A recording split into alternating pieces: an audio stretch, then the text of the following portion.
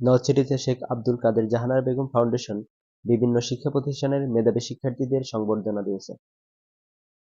আজ দুপুর Nalchity girls school and college মিলনায়তনে ষষ্ঠ থেকে দশম শ্রেণী পর্যন্ত প্রথম, দ্বিতীয়, তৃতীয় স্থান অধিকারী শিক্ষার্থীদের মাঝে এ পুরস্কার বিতরণ করা হয়। বরগুনার আমতলীতে ইসলামী আন্দোলন বাংলাদেশে যোগদান করেছেন আলহাজ মোহাম্মদ নুরুল ইসলাম মিয়া নামে এক আওয়ামী লীগ নেতা।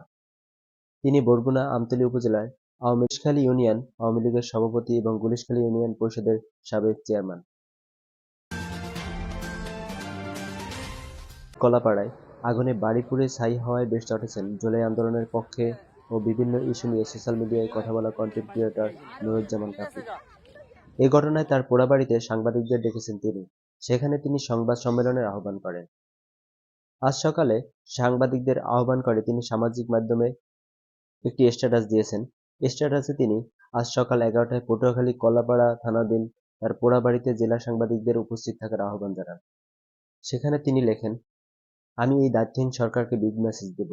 মেসেজ সম্পূর্ণভাবে মানবে, নতুবা আমি নিজেই বিকল্প হব। আমি বিপ্লবী সরকার হব।